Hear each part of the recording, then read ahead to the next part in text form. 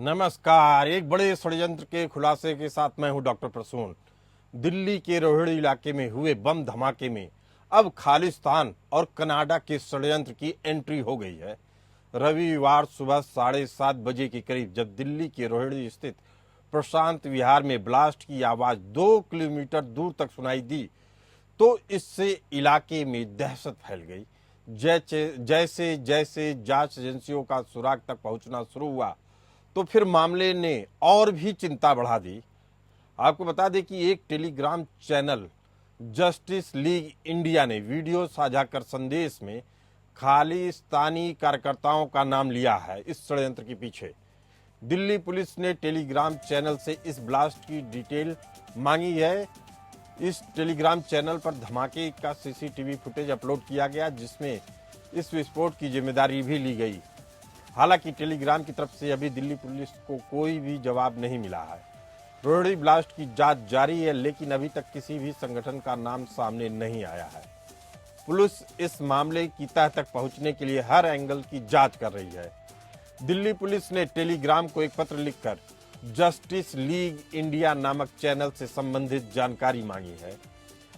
जिन Pakistani Telegram चैनलों के माध्यम से संदेश फैला वे आमतौर पर वे ही हैं जो कश्मीर में आतंकवादी गतिविधियों पर टीआरएफ को अपडेट साझा करते हैं।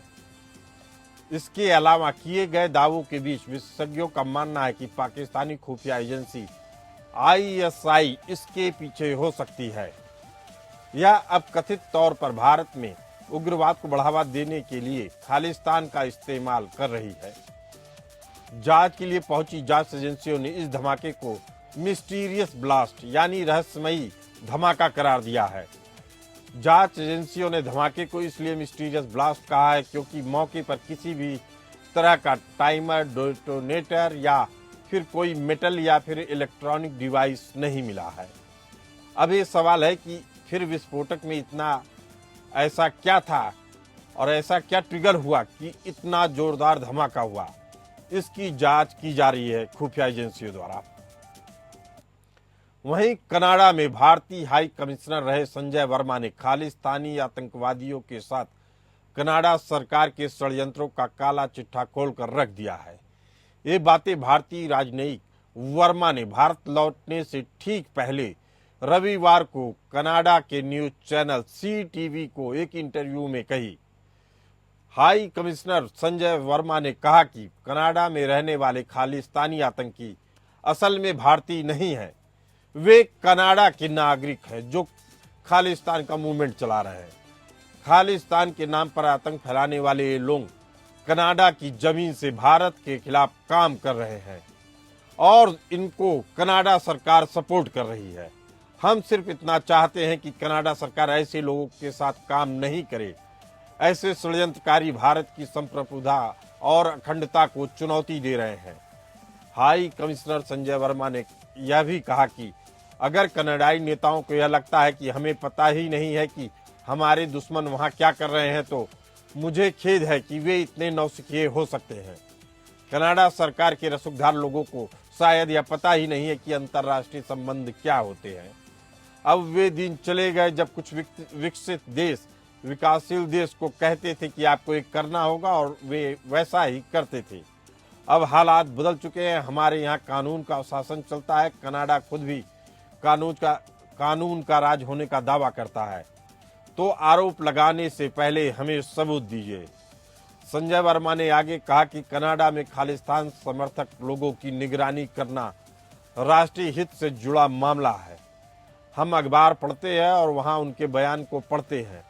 हम उनके सोशल मीडिया पोस्ट को भी पढ़ते हैं। हमें पंजाबी समझ में आती है, वहां से हमें जानकारी मिलती है और तब हम कोई अनुमान लगाते हैं।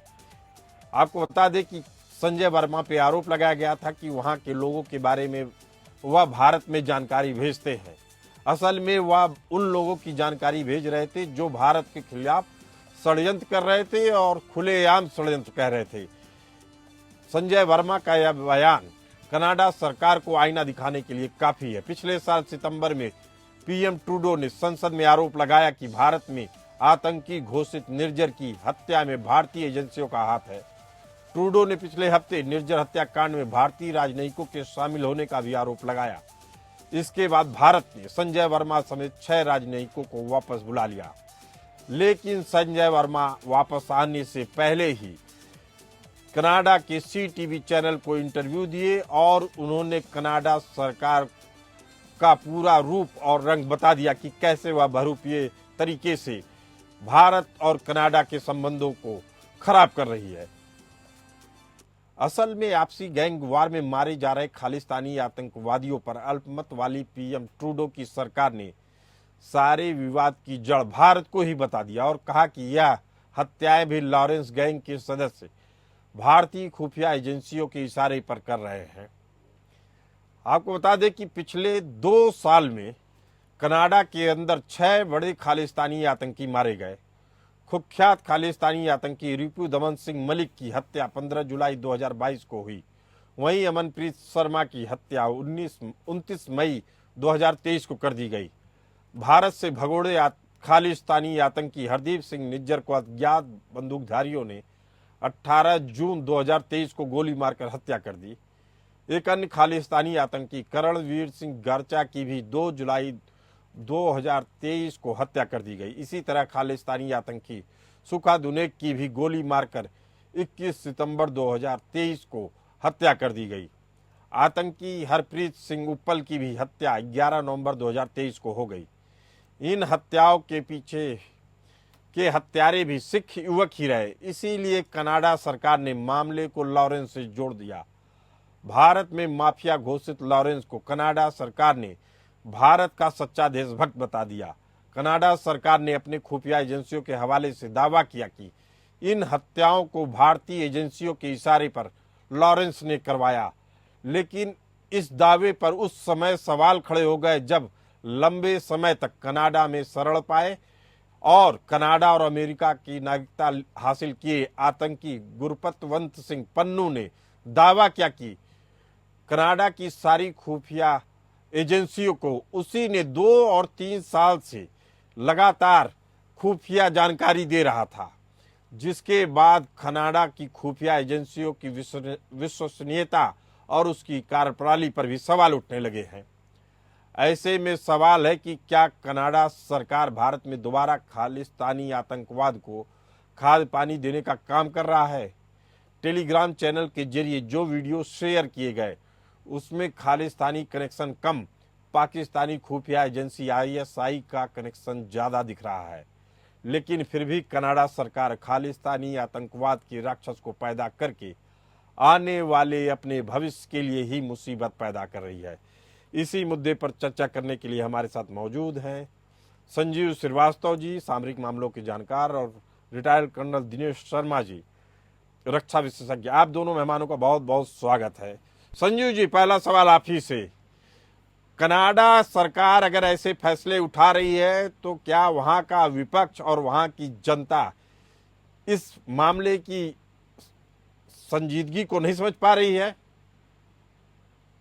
देखिए, कनाडा की जनता इस मामले को समझ रही है और वो अपना जो मत है वो आने वाले इलेक्शंस में जरूर व्यक्त करेगी और वो जाहिर है कि वो जस्टिन ट्रूडो के को रिजेक्ट करने के लिए वो अपना मतदान करेगी, ऐसा मेरा असेसमेंट है। क्योंकि जस्टिन ट्रूडो ने अपने राजनीतिक स्वार्थों की सिद्धि के लिए अपनी अल्पमत की सरकार को बचाए रखने के लिए और जो सिख आतंकी और अतिवादी तत्वों को अपीच करने की प्रक्रिया में उन्होंने भारत और कनाडा के संबंधों में जो क्षति पहुंचाई है उसका खामियाजा उन्हें जरूर भुगतना पड़ेगा। और जो कनाडा की वर्तमान समय में विपक्षी पार्टी है, कंजर्वेटिव पार्टी, वो बहुत ही अच्छा परफॉर्म कर रही है। अभी मॉन्ट्रियल में और टोरंटो में जो इलेक्शंस हुए वहां पर कंजर्वेटिव पार्टी जीती और वो जो सीट्स थी वो लिबरल पार्टी की सेफ सीट मानी जाती थी। और उसी तरीके से हम जिस तरह से लगातार देख रहे हैं कि जस्टिन ट्रूडो अपने बड़ी गलतियों की वजह से चाइनीज इंटरफेरेंस वगैरह का जो विषय और उनके ऊपर जो चाइनीज सपोर्ट लेने का आरोप लग रहा है उसकी वजह से भी और अनेक कारणों की वजह से वो अलोकप्रिय होते जा रहे हैं। संजीव जी, एक बड़ा सवाल ये है कि दिल्ली में जो धमाका हुआ रोहिणी में, उसमें पाकिस्तानी ISI का हाथ दिख रहा है। जिस तरीके से मैसेज फॉरवर्ड किए जा रहे हैं, जिस तरीके से टेलीग्राम पे वीडियो शेयर किए जा रहे हैं, वो वही हैंडल है जो पाकिस्तानी एजेंसी आईएसआई के सिंपैथाइजर फॉरवर्ड करते हैं। उसके बावजूद भी खालिस्तानी नेताओं का नाम खालिस्तानी आतंकवाद के जरिए उसको जोड़ना, क्या ऐसा लगता है कि इस भूमिका के साथ कनाडा सरकार और पाकिस्तानी सरकार मिलकर कोई काम कर रही है, षड्यंत्र कर रही है? देखिए, दिल्ली की जो रोहिणी के जो बम धमाके हैं उसकी जांच चल रही है, और जब तक इस जांच के बारे में कोई स्पष्ट रूप से एजेंसीज अपना रिपोर्ट नहीं दे देती हैं, तब तक इसके बारे में कुछ भी कहना संभव नहीं होगा। लेकिन एक बात बहुत स्पष्ट है कि ये जो भारत के खिलाफ बड़ी साजिशें विदेशों से रची जा रही हैं, और उसमें पाकिस्तान की जो टेरिटरी और कनाडा की जो टेरिटरी है, वहाँ पर जो एंटी इंडिया एक्टिविटीज करने वाले जो अनेक ऐसे आतंकवादी अतिवादी तत्व हैं, वो अपनी अपने साजिशों को रच रहे हैं। और आप जानते हैं कि भारत की छवि को खराब करना, प्राइम मिनिस्टर मोदी को विशेष रूप से टारगेट करना और उनकी सरकार की छवि को खराब करने का जो षड्यंत्र है, जो साजिश है, वो लंबे समय से चल रही है। लेकिन संजू जी, पन्नू ने जिस तरीके से बयान दिया और उसने सोशल मीडिया के जरिए भी अपनी बात कही है, उसने कहा है कि पिछले 2-3 सालों से कनाडा की खुफिया एजेंसियों को, जिसमें CSIS यानी कैनेडियन सिक्योरिटी इंटेलिजेंस सर्विस, जो कनाडा पे आने वाले संभावित खतरों को देखती है, जैसे अमेरिका में FBI उसी तरीके से भी काम करती है। पन्नू का कहना है कि इसको हमने सूचनाएं दी 2 से 3 साल में, यानी आपने पन्नू के इनपुट पे भारत सरकार पे आरोप लगाया है, और जिसके बाद से आज की तारीख में सबसे निचले स्तर पे भारत और कनाडा के संबंध हैं। इसके लिए किसको जिम्मेदार मानेंगे? केवल ट्रूडो को मानेंगे या पूरे सिस्टम को मानेंगे जो कनाडा में चल रहा है? देखिए, मेरा ऐसा मानना है कि ट्रूडो इसके लिए जिम्मेदार हैं, और वो प्राइमरली वो ही जाहिर है कि सरकार को लीड कर रहे हैं, वो प्रधानमंत्री हैं, और उन्हीं की जो सरकार है, अल्पमत की सरकार है, वो अपनी सरकार को बचाने के लिए हर तरीके से ट्रिक्स एंड टैक्टिक्स का इस्तेमाल कर रहे हैं, और जिसमें कि वो आतंकियों को सपोर्ट करना, आतंकियों को अपीच करने की कोशिश और उसके माध्यम से अपनी सरकार को बचाने की जो कोशिश है, उसके लिए मुख्य रूप से और मूलतः जो है ट्रूडो इसके लिए जिम्मेदार हैं। और जाहिर है कि जब ट्रूडो उसका नेतृत्व कर रहे हैं, तो उनके साथ उनके जो अन्य जो मंत्री और अधिकारीगण हैं जो कनाडा के, वो भी उनका उसमें उस साजिश में साथ दे रहे हैं। साजिश में साथ दे रहे हैं, लेकिन उनको सही और गलत का फैसला भी बताना चाहिए। लेकिन हमारे साथ मौजूद है रक्षा विशेषज्ञ रिटायर्ड कर्नल दिनेश शर्मा जी। दिनेश जी, अगर ऐसी परिस्थितियां बनती हैं, तो भारत के पास डिफेंस के लिए कौन सा रास्ता सबसे अच्छा होगा? चाइना वाला, इजराइल वाला, कौन सा रास्ता? देखिए, हम एक कानून को मानने वाली एक खुजी हुई डेमोक्रेसी है। हम किसी के अंदरूनी मामलों में हस्तक्षेप नहीं करते हैं। नहीं, ये तो अपने यहाँ की बात कर रहा हूं मैं। जो आतंकवादी कार्रवाइयां हो रही हैं भारत में, उससे कैसे निपटा जाए? कारण क्या है कि चाइना का और इजराइल का नाम इसलिए लिया चूंकि इजराइल में बाहर से ईरान जैसे देश है जो आतंकवाद को प्रभावित करते हैं और बढ़ावा देते हैं हिजबुल्लाह और हमास के जरिए। ऐसे ही भारत में भी हो रहा है। कश्मीर में एक तरफ पाकिस्तान आ रहा है, खालिस्तान में कनाडा जमीन अपनी उपलब्ध करवा रहा है। ऐसे में चारा क्या बचता है? चारा क्या चाइना वाला अपनाना चाहिए, जिसमें वह पूरी तरीके से सोसाइटी को क्लोज करके एजुकेशन सिस्टम पे पूरा कंट्रोल करे और पूरी तरीके से उनके सुधार कार्यक्रमों को अप्लाई करे? दिनेश जी। जी, हमारे परिप्रेक्ष्य में और इजराइल के परिप्रेक्ष्य में जमीन आसमान का अंतर है। हम एक सूझी हुई और परिपक्व डेमोक्रेसी हैं। हमारे यहाँ पर जो जिस प्रकार के ये जो टेररिस्ट अटैक हो रहे हैं या और एंटी नेशनल गतिविधियां हो रही हैं, उसके लिए हमारे पास 2 ऑप्शन है जो हम फॉलो कर रहे हैं। एक तो डिप्लोमेटिक चैनल के ऊपर जो है हम इंटरनेशनल कम्युनिटी को इसके बारे में बताते हैं और अपना जो है पक्ष जो है मजबूती से सामने से रखते हैं, और उस कल्प्रिट देश को जो है उसका चेहरा जो है इंटरनेशनल कम्युनिटी के सामने लाते हैं। अब बात है कि हमारे घर के अंदर के जो जैसन जो हैं इस प्रकार की हरकतें जो कर रहे हैं।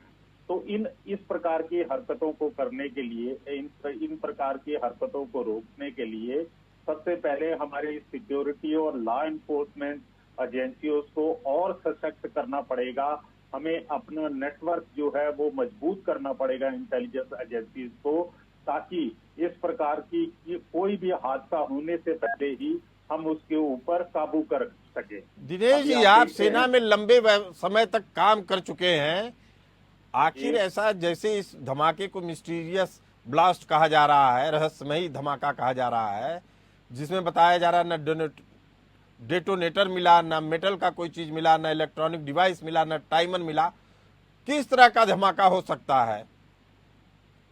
देखिए, नहीं, वहां पे तार वगैरह जो है, जो मीडिया रिपोर्ट के मुताबिक आ रही हैं कि रोहनी के पास जो ब्लास्ट हुआ है उसके अंदर कुछ वायर वगैरह मिले हैं। तो ये बेसिकली ये कोई इंडिजीनियस जो खुद ही तैयार किया हुआ कोई प्रकार का देसी बम टाइप का हो सकता है जिससे कि धमाका किया गया है। बाकी लेकिन उसकी आवाज 2 किलोमीटर दूर तक सुनाई दी है। दिल्ली में जो धमाके हुए हैं उसके पाकिस्तान और कनाडा कनेक्शन की, उसके पीछे चल रहे षड्यंत्रों की। तो हमारे साथ इस मुद्दे पर चर्चा करने के लिए मौजूद हैं रिटायर्ड कर्नल दिनेश शर्मा जी, रक्षा विशेषज्ञ, और संजीव श्रीवास्तव जी, सामरिक मामलों के जानकार। दिनेश जी, आखिर ऐसी स्थितियां, परिस्थितियां कैसे बन जा रही हैं कि सेना को भी इसका जवाब नहीं मिल रहा है कि ये धमाके किस तरह से हुए जो 2 किलोमीटर तक सुने गए? देखिए, उसकी जांच चल रही है। एनएसजी और बाकी फॉरेंसिक डिपार्टमेंट जो है वो उसकी जांच कर रहा है कि इसके अंदर किस प्रकार का ये बॉम्ब होगा। अभी धमाके के इंटेंसिटी के ऊपर और वहां से कुछ ना मिलने के ऊपर, इसके ऊपर कोई इमीडिएटली जो है कोई विचार नहीं दिया जा सकता या कोई भी डिसीजन नहीं लिया जा सकता। लेकिन ये एक धमाका है और इसके अंदर जो है शरारती तत्व, चाहे हमारे देश के अंदर हैं या जो बाहर हैं, उनकी इन्वॉल्वमेंट तो है। इसके बारे में नहीं कहा सकता। और दूसरा, कुछ टाइमिंग इस प्रकार का है। 2 घटनाएं, बड़ी इंपॉर्टेंट घटनाएं हो रही हैं पिछले एक हफ्ते से। हमारे तकरीबन 20 एयरलाइंस कैरियर्स को जो है वो धमकी मिल रही है या हॉक्स कॉल हो रही है। दूसरा, ये रिसेंटली जो है जम्मू एंड कश्मीर के अंदर पिछले 24 घंटे के अंदर 3 घटनाएं हुई हैं। इन्फिल्ट्रेशन बिट जो है उड़ी सेक्टर से फाइल की गई है। पुंछ से 2 उग्रवादियों को पकड़ा गया है और गंदरबल के अंदर जो टेररिस्ट ने जो है टनल के ऊपर काम करते हुए लोगों के ऊपर गोलियां चलाई। और इसीलिए दिनेश जी इसीलिए मैं कह रहा था कि जिस तरीके से पॉइंट के ऊपर आ रहा हूँ, जस्टिस लीग इंडिया नामक चैनल के जरिए जो वीडियो आया है उसमें कहा गया है कि ये कार्रवाई खालिस्तानियों की तरफ से हुई है, जबकि इशारे पूरी तरीके से है कि ये पाकिस्तान की आईएसआई के द्वारा की गई नापाक हरकत है। हमारे साथ संजीव श्रीवास्तव जी हैं। संजीव जी, पन्नू जैसा आतंकी अमेरिका में बैठ के कह रहा है 1 नवंबर से 20 नवंबर तक हवाई जहाज की यात्रा मत करिए, कहीं भी बम धमाका हो सकता है।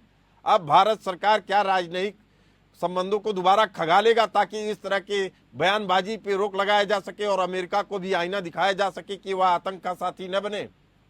संजीव जी, पर देखिए, निसंदेह इस तरीके की जो धमकियां पन्नू के द्वारा इशू की जा रही हैं उसको जरूर भारत अमेरिका के साथ उठाएगा और भारत को ये अवश्य यूनाइटेड स्टेट्स ऑफ अमेरिका को बताना होगा कि ये किस तरीके की धमकियां ये आतंकी अभी भी दे रहा है। और जाहिर है कि पन्नू एक घोषित आतंकी है। भारत ने उसको एक टेररिस्ट के रूप में डेजिग्नेट किया है। उसका जो संगठन सिख फॉर जस्टिस भी एक आतंकी संगठन है और भारत में वो वांटेड है। तो इस तरीके की जो धमकियां हैं उसका जरूर एक गहरा संज्ञान लेते हुए भारत उसे यूनाइटेड स्टेट्स ऑफ अमेरिका के साथ इस कंसर्न को उठाएगा और भारत ये अपेक्षा करेगा कि यूनाइटेड स्टेट्स ऑफ अमेरिका इस तरीके के वो जो बयानबाजियां कर रहा है वहां बैठ करके वो ऐसा करना बंद करे। और ये भारत और अमेरिका के बीच में जो काउंटर टेररिज्म और इंटेलिजेंस शेयरिंग का जो कोऑपरेशन है उसके लिहाज से भी ये महत्वपूर्ण है। कि अमेरिका इसका गहरा संज्ञान ले और अपने इस जो इंडिविजुअल है उसके ऊपर रोक लगाए, लगाम लगाए कि वो इस तरीके की धमकी भरे बयान न व्यक्त करे, क्योंकि इस तरीके के जो बयान देना न सिर्फ भारत के विरुद्ध है बल्कि पूरे अंतर्राष्ट्रीय समुदाय के विरुद्ध है, अंतर्राष्ट्रीय समुदाय के विरुद्ध है। लेकिन इसके ऊपर कोई अगर अमेरिका कार्रवाई नहीं करता है तो भारत के पास क्या उपाय बचेंगे संजीव जी? देखिए, अमेरिका अगर कार्रवाई इसके संदर्भ में नहीं करता है तो जाहिर है कि ये भारत और अमेरिका के संबंधों को नकारात्मक तरीके से प्रभावित कर सकता है। और ये इस तरीके की अपेक्षा यदि अमेरिका ने भारत से कोई कंसर्न उठाया और पन्नों के संदर्भ में जो कंसर्न उठाया तो हमने एक हाई लेवल की कमेटी भी बिठा दी और उस पर जांच भी चल रही है। लेकिन अब हम यदि पन्नों के संदर्भ में ही अगर कोई अपना कंसर्न रेज करते हैं तो भारत भी ये अपेक्षा करेगा कि अमेरिका भी उसके ऊपर इंक्वायरी करे और इस तरीके की इंक्वायरी करे। लेकिन इंक्वायरी क्या करेगा, वो तो खुलेआम धमकी दे रहा है। सवाल बस इतना है कि जैसा कि कनाडा के हाई कमिश्नर रहे संजय वर्मा ने कहा कि जो कनाडा की जमीन है आतंक को पालने पोसने के काम में लगाई जा रही है, खुले तौर पे खालिस्तानियों को तैयार किया जा रहा है, भारत के खिलाफ तैयार किया जा रहा है और यह खुलेआम अखबारों में छप रहा है। लेकिन कनाडा बैकफुट पे आने की जगह हम ही से पूछ रहा है कि हमारे आतंकी कैसे मारे जा रहे हैं। वो आतंकी मारे गए जो भारत के खिलाफ षड्यंत्र करते थे, हिंसा की गतिविधियों को बढ़ावा देने का खुलेआम ऐलान करते हैं। भारत सरकार को डिफेंसिव करने की कोशिश है, जबकि डिफेंसिव उनको होना चाहिए। ऐसे में दिनेश शर्मा जी, भारत के पास क्या विकल्प बचते हैं? आपके संदर्भ में, कनाडा के संदर्भ में बात करना सवाल का नहीं, भारत के संदर्भ में पूछना चाहता हूं, भारत के पास क्या उपाय बचते हैं अगर ऐसी स्थितियां हैं तो, अपनी समाज, अपनी लोगों की सुरक्षा के लिए, अपने समाज की सुरक्षा के लिए, अपने देश की सुरक्षा के लिए ऐसे आतंकवादियों से कैसे निपटे? ऐसे आतंकवादी क्योंकि वो हमारी गिरफ्त से बाहर हैं और जैसा कि मैंने पहले बताया कि हम लोग किसी दूसरे देश की धरती के ऊपर जाके इस प्रकार के कामों को अंजाम देने के पक्ष में नहीं है। तो हम डिप्लोमेटिक चैनल के ऊपर जो है उस कंसर्न देश के साथ जो है इसका मसला उठाते हैं। अगर हमें वहां से पॉजिटिव रिस्पांस मिलता है तो ठीक है, नहीं तो हमारे जो संबंध उन पर्टिकुलर देशों के साथ है इनका नकारात्मक प्रभाव पड़ता है।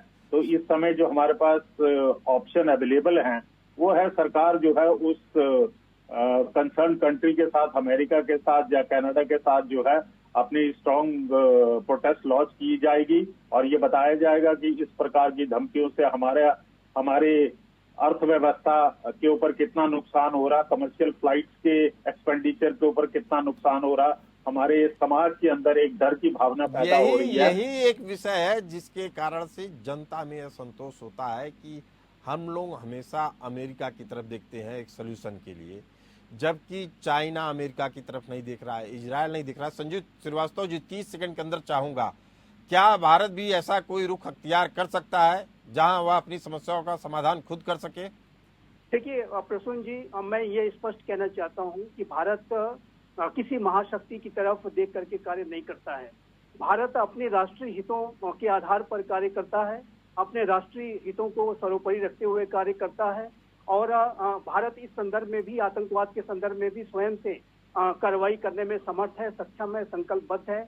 और आज का ये जो नया भारत प्राइम मिनिस्टर श्री नरेंद्र मोदी के नेतृत्व का है, वो जाहिर है कि आतंकवादियों को वो कहीं भी जाकर के छुप जाए, कहीं भी वो अपनी जमीन को तलाशने की कोशिश करें, भारत उन्हें हॉट परस्यूट उनका करेगा और उनको जस्टिस उनको उनके अंजाम तक पहुंचाएगा ही। आप सभी मेहमानों का डिबेट में हिस्सा बनने के लिए बहुत बहुत धन्यवाद।